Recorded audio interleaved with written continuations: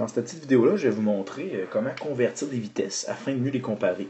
Donc, bien souvent, c'est comme la petite image nous montre en haut, on utilise le kilométrage afin de comparer les vitesses. On sait que 1 km/h, c'est très lent, et on sait que 150 km/h, c'est très rapide. Mais il existe d'autres unités afin d'exprimer une vitesse. En fait, une vitesse, c'est pas compliqué. C'est une distance divisé par des unités de temps. Donc, combien de distance tu fais en un certain temps, c'est la vitesse. Plus tu fais de distance en un petit temps, plus tu es rapide.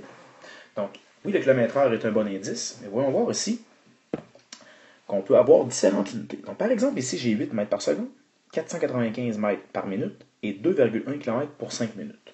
Plein d'unités différentes ici. Si je veux savoir quelle vitesse ici est la plus rapide, je dois être capable de convertir dans toutes les mêmes unités. Donc, les mêmes distances en haut et les mêmes unités de temps en bas.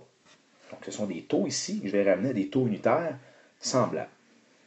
Donc, 8 mètres par seconde, je vais le laisser en mètres par seconde parce que je vais mettre mes deux autres ici en mètres secondes également. Donc, 495 mètres pour une minute.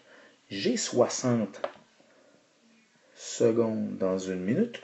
Donc, je sais que je vais faire 495 mètres par minute par 60 secondes. Et moi, je veux savoir aussi combien de mètres par seconde je vais faire en divisant 495 divisé par 60. Ça me donne ici 8,25 mètres par seconde. Donc ici, 2,1 km pour 5 minutes. Donc je vais avoir des mètres secondes. Donc je vais convertir non seulement le temps en bas, mais également la distance en haut. Donc 2,1 km en mètres. Donc je vais être capable de convertir ça. Donc qu'est-ce qui relie les kilomètres au mètre? Il y a des bons, il y a un bond de 1000 entre les deux. Donc il faut faire ici fois 1000 pour obtenir le nombre de kilomètres, car il y a 1000 mètres dans un kilomètre. Donc 2,1 fois 1000, ça me fait ici 2100 mètres. Et le tout en 5 minutes. Donc 5 minutes, c'est combien de secondes?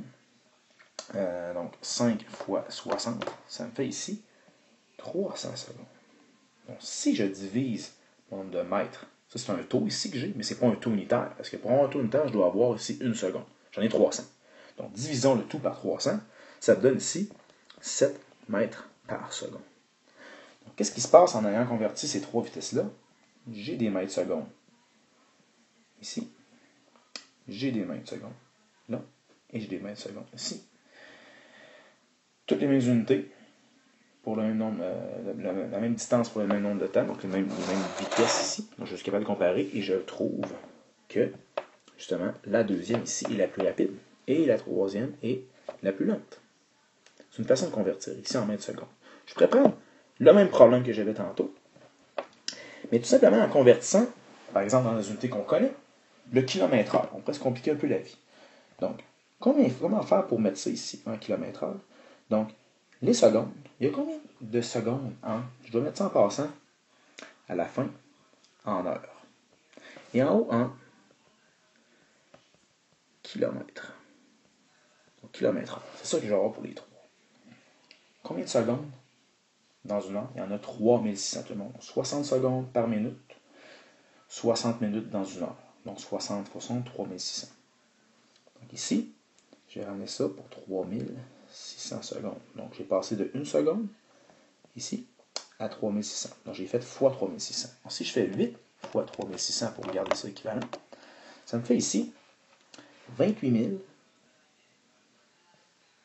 800 mètres pour 3600 secondes. En fait, 28 800 mètres pour une heure. Donc si je veux savoir mon nombre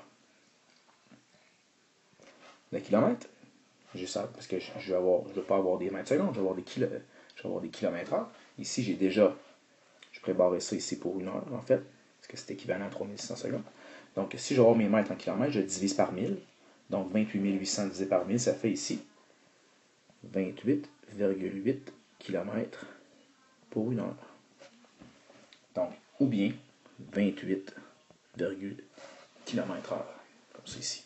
Donc, on vient de trouver la vitesse pour le premier en km/h. Faisons l'autre ici. Donc, c'est combien j'ai commencé tantôt par convertir les unités de temps.